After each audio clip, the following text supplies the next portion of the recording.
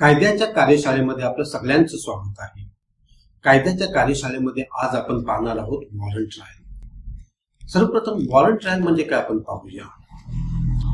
CrPC जो जुना कायदा आहे त्या जुन्या कायद्याच्या 2X कलमाप्रमाणे वॉरंट केसेस म्हणजे मृत्यूदंड, जन्मठेप किंवा 2 वर्षापेक्षा जास्त शिक्षा असलेल्या गुन्ह्यांमध्ये जी ट्रायल कंडक्ट केली जाते त्यांना वॉरंट ट्रायल असं म्हटलं जातं। पुढे सीआरपीसीच्या कलम 238 ते 250 अंतर्गत पूर्णपणे वॉरंट ट्रायल कशी कंडक्ट करायची त्याची पूर्ण प्रक्रिया दिलेली आहे। वॉरंट ट्रायल हा मॅजिस्ट्रेट चालवतो। आता सर्वात पहिल्यांदा महत्वाची गोष्ट काय, वॉरंट ट्रायल कंडक्ट करण्यापूर्वीची पार्श्वभूमी आपण पाहूया की एखाद्या आरोपीच्या विरुद्ध एफआयआर रजिस्टर्ड झाला, एफआयआर रजिस्टर्ड झाल्यानंतर तो बेल आउट झाला किंवा नाही झाला, पण पर्टिक्युलर टाइममध्ये त्याच्या विरोधात चार्जशीट फाईल झाली। ही चार्जशीट फाईल झाल्यापासून वॉरंट ट्रायलची प्रक्रिया सुरू होते।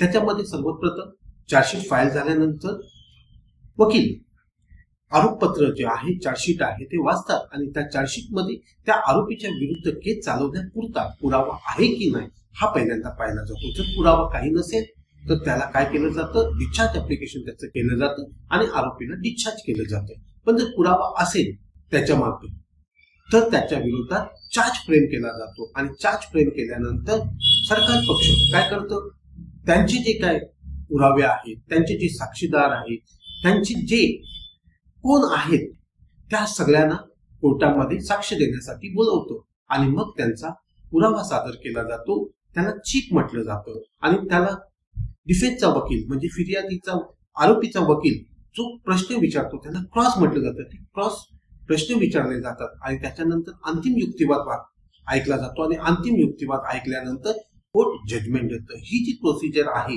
ही पूर्णच्या पूर्ण प्रोसिजर जी आहे तिला वॉरंट ट्रायल असं म्हटलं जातं। भारतीय नागरिक सुरक्षा संहिता 2023 मध्ये जो कायदा लागू झाला त्या कायद्याच्या कलम 2(1) नुसार वॉरंट केस ही डिफाईन केली गेलेली आहे। त्यामध्ये देखील मृत्यू, जन्मठेप आणि 2 वर्षापेक्षा जास्त शिक्षा असलेल्या गुन्ह्यासाठी ही ट्रायल कंडक्ट केली जाते।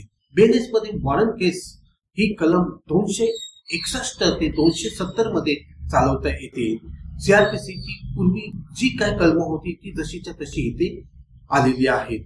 प्रक्रिया जवळपास सीआरपीसीची आणि बीएनएसएसची एकदम तशीच्या तशी तंतोतंत समान आहे। फक्त काही ठराविक गोष्टी ज्या आहेत त्या बीएनएस मध्ये त्याच्यामध्ये आणखी ऍड झालेल्या आहेत। त्यापैकी एक महत्वाची की प्रक्रिया सुलभ होण्यासाठी ऑनलाईन स्वरूपाची जी एव्हिडन्स आहे तो स्वीकारला गेलेला आहे। बीएनएस मध्ये नवीन सुरक्षितता, जलद सुनावणी आणि आरोपीच्या हक्कांच्या अधिक स्पष्ट दिलेले आहे। बीएनएस मध्ये कलम 261 ते 270 तर सीआरपीसी मध्ये कलम 238 ते 250 मध्ये ही जी प्रक्रिया आहे ही राबवली जाते आणि ह्याच प्रक्रियेला वॉरंट ट्रायल म्हटलं जातं।